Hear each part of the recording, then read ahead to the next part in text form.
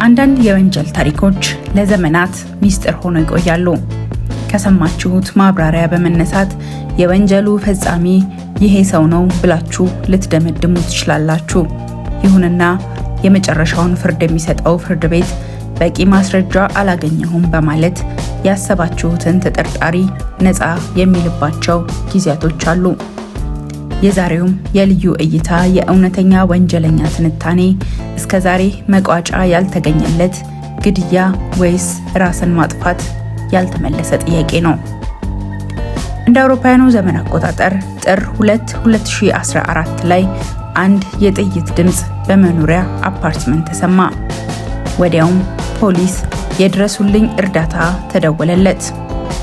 እርዳታ ወደ ቤት ሲመጣ ግን የ27 ዓመቱ ጆናታን ክሪው በቤቱ መኝታ ላይ ደረቱ ላይ በተተኮሰ ጥይት ሞቶ ደረሱ። ለፖሊስ የደወለችው ፍቅረኛው ትንፋሿ እየተቆራረጠና በብርቱ እያለቀሰች ተገኘች። ጉዳዩ እንዲህ ነው። ጆናታን የተወለደው ካሊፎርኒያ ውስጥ ሲሆን ያደገው ግን ቴክሳስ ነው። በልጅነቱ ከወንድሙ ጋር በመሆን አያታቸው ጋር ይሄዱ ነበር። በዚያም የሽጉጥ አተኳኮስን ይለማመዱ ነበር። ከወንድሙና ከእህቱ ጋርም እንደ ጓደኛ ያህል ቅርቦች ነበሩ። ከእናቱ ጋርም በቅርበት የሚያወሩና እንደ አጠቃላይ ጤናማ የሚባል የእርስ በእርስ ግንኙነት ነበራቸው። ከዩኒቨርሲቲም በታሪክ ጥናት ተመርቋል። በ27 ዓመቱ አዲስ ስራ በመጀመር በደሞዙ አፓርትመንት በመከራየት ከቤተሰቦቹ ቤት ወጣ። ይህ እየሆነ ባለበት ላለፉት 3 ወራት ያህል የእህቱ ጓደኛ የሆነችውን ብሬንዳ ላዛሮ ጋር የፍቅር ግንኙነት ጀምሮ ነበረ። ብሬንዳ የማርሻል አርት አሰልጣኝ ነበረች። ምንም እንኳን ግንኙነታቸው የአጭር ጊዜ ቢሆንም ብሬንዳ ግን እጅግ የጠበቀ ግንኙነት እንዳላቸው፣ በፍቅር እንደወደቀችና ስለ ትዳር እያሰቡ እንደሆነ ታወራ ነበረ።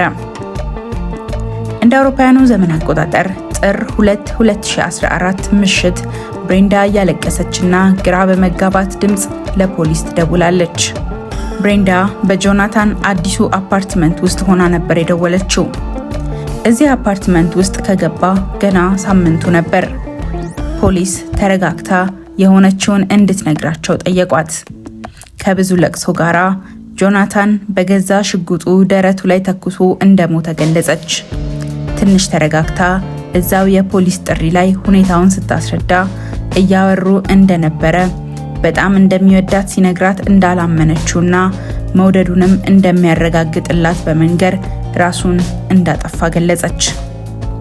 ፖሊስ ወደ አፓርትመንቱ በደረሰ ጊዜ ጆናታን ግማሽ የሰውነቱ አካል በብርድ ልብስ ተሸፍኗል። ስልኩ መሬት ላይ ወድቆ ተሰብሯል። ሽጉጡ በግራው በኩል ተቀምጧል። በግራው ደረቱ በኩል በተተኮሰ ጥይት ህይወቱ አልፏል። ህይወቱ ካለፈም 30 ደቂቃ ያህል እንደሆነ ፖሊስ መዘገበ። ፖሊስ ቤቱን በሚቃኝበት ጊዜ የሽጉጡ ካርታ ከሽጉጡ ወጥቶ በመሳቢያ ውስጥ አገኘ።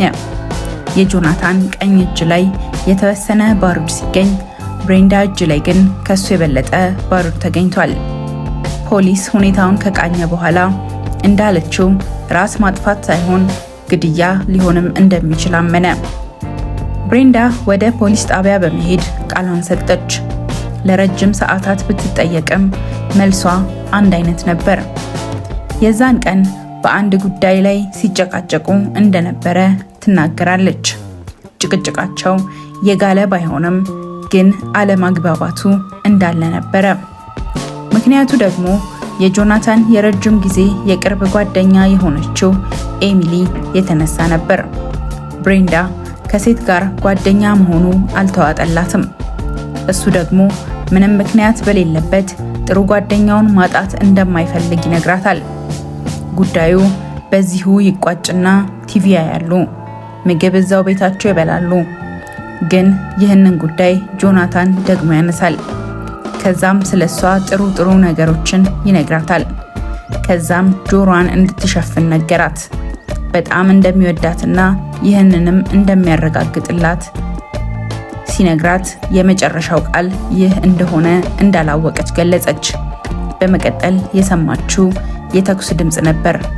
ጉዳዩ እንዲህ እንደሆነ በቃሏ መሰከረች። ብሬንዳ ቴክሳስ ተወልዳ ሜክሲኮ ነው ያደገችው። ከዛ ተመልሳ ግን ቴክሳስ እየኖረች ነበር። በቅርበት የሚያውቋት የትምህርት ቤት ጓደኞቿ የልጅነት ጊዜዋ ጥሩ እንዳልነበረ ይገልጻሉ። በተለያየ ጊዜም የተለያዩ አይነት መሰረት የሌላቸው ታሪኮችንም ታወራለች። አንድ ጊዜ ላይ እርጉዝ እንደሆነች ትናገር ነበር፣ ግን ወልዳ አታውቅም። አንድ ጊዜ ደግሞ ከአንድ ጓደኛዋ ጋር ሆና ታግታ እንደነበር፣ ጓደኛዋ እንደተገደለች ስትገደልም እንዳየች ነግራቸው ነበር። ታሪኮቿን በተለያየ ጊዜ ስትናገር የተለያየ የሚጨማመሩ ነገሮችም ነበሩ። እናም እውነታው ምን እንደሆነ እንኳን እንደማያውቁ የሚያውቋት ይናገራሉ። ከተመረቀች በኋላ ቀን ቀን ሌላ ስራ፣ ማታ ደግሞ የማርሻል አርት አሰልጣኝ ሆና ታስተምር ነበረ። በዚያም ነበር ከጆናታን እህት ጋር ጓደኝነት የመሰረቱት። ብሬንዳና ጆናታን ግንኙነት ጀምረው ብዙም ሳይቆዩ ከጓደኞቹ ጄኮብ እና ኤሚሊ ፍቅረኛሞች ናቸው። ከነሱ ጋር አንድ ላይ በመሆን እራት ለመብላት ይቀጣጠራሉ። በራቱ ፕሮግራም ላይ ብሬንዳ ዝም እንዳለች ተጠናቀቀ። በመጀመሪያ የመሰላቸው ዝምተኛ እንደሆነች ነበር፣ ግን ዝምታዋ የመናደድ ነበረ። ይህም ጆናታን ለሰላምታ ኤሚሊን አቅፏት ነበር። ምንም እንኳን በጆናታን እና በኤሚሊ መካከል የፍቅር ግንኙነት ኖሮ ባያውቅም፣ በዛ ላይ ጄኮብ እና ኤሚሊ ፍቅረኛ ማቾች ቢሆኑም እንዴት አቅፈ ሰላም ትላታለህ በሚል ቅናት ግን ተጣልተው እንደነበር ከጆናታን ሜሴጅ ላይ ተገኝቷል። ይህ በሆነ ብዙም ሳይርቅ ጆናታን ለገና በዓል እረፍት ወደ አውሮፓ ያቀናል።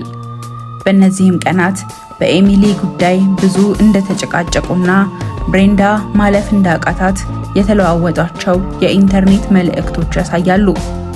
ከመሞቱ አንድ ቀን በፊትም ለእህቱ በሜሴጅ ጉዳዩ አስቸጋሪ እንደሆነበትና ያለው አማራጭ ከብሬንዳ ጋር ያለውን ግንኙነት ማቆም እንደሚሆን አሳውቋት ነበር።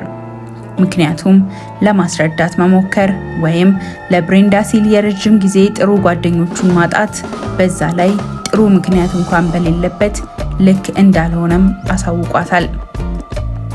ጆናታን የመሞቱ ቀን ጠዋት ላይ ጓደኞቹን ኤሚሊን እና ጃኮብ አዲሱን አፓርትመንቱን ሽጉጡን ጨምሮ አስጎብኝቷቸው ነበር።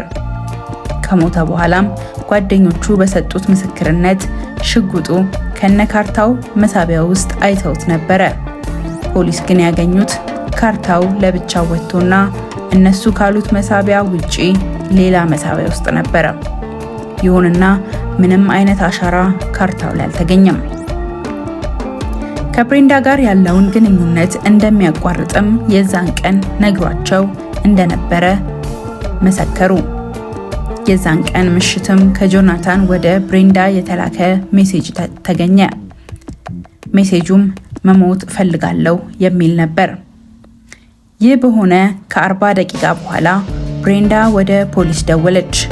ፖሊስ በምርመራው ከመንደርደሪያ ሐሳብ የዘለለ ራስን ማጥፋትም ሆነ ግድያ ብሎ ማረጋገጥ አልቻለም። የአስክሬን ምርመራውም በሰውነቱ የመጠጥም ሆነ የእጽ ነገር አልተገኘም። ጆናታን ሽጉጥ መተኮስን በልጅነቱ እንደተማረ ሰው ድንገት ባርቆበት ነው የሚያስብል ድምዳሜም ከባድ ነበር። ራሱንም አጥፍቷል የሚለውን ከባህሪው አንጻር የማይመስል ነበር። የሽጉጡ ካርታ ከሽጉጡ ላይ ተነቅሎ ለብቻው መገኘቱ ቃታውን የሳበው ሰው ከካርታው ውጪ ሽጉጡ ውስጥ የሚቀመጠውን ጥይት የረሳ ይመስላል። እንደ ጆናታን ቤተሰብ ከሆነ ታዲያ ከሽጉጥ ጋር እንደማደጉ እሱ ይህንን ሊረሳ አይችልም። ይህ ያልተዋጠላቸውም የእሱ ቤተሰብ የግል መርማሪ በመቅጠር ጉዳዩን እንድትከታተል ያደርጋሉ። መርማሪዋም ከልጅነቱ ጀምሮ ያለውን የሕክምና ክትትል በማየት ራሱን ሊያጠፋ የሚችልበት የድብርትም ሆነ ተመሳሳይ አይነት ህመም እንደሌለበት አረጋገጠች። ከዚህም በተጨማሪ አንድ አዲስ ነገርን አገኘች። ይህም ከመሞቱ ከቀናት በፊት በቀኝ ትከሻው ላይ ጉዳት ደርሶበት እንደነበረና ብዙም ማንቀሳቀስ እንደማይችል ነበር። እንደሷ ገለጻ የተተኮሰበት በግራ ደረቱ ጋር የነበረ ጥይት የገባበትን አንግል በማጥናት ከህመሙ ጋር ተደምሮ በቀኝ እጁ ራሱ ላይ መተኮስ የማይችል ነገር ነበር። እንደ መርማሪዋ መንደርደሪያ ሐሳብ መሞት ፈልጋለሁ የሚለውን ሜሴጅ ከእሱ ስልክ ወደ እሷ የላከችው ራሷ እንደሆነችና በተኛበት እንደተኮሰችበት ነው። ይሁንና ይህንን የሚያረጋግጥ በቂ ማስረጃ ባለመኖሩ ፍርድ ቤቱ በነፃ አሰናብቷታል። የእሱ ቤተሰቦች ግን አሁንም ጉዳዩን ድጋሚ ለማስከፈት እየጣሩ ይገኛሉ። የዛሬው የልዩ እይታ የወንጀል ታሪክ ትንታኔ ይህንን ይመስላል። ጆናታን ራሱን አጠፋ ወይስ ተገደለ? ሐሳባችሁን በኮሜንት ግለጹልኝ።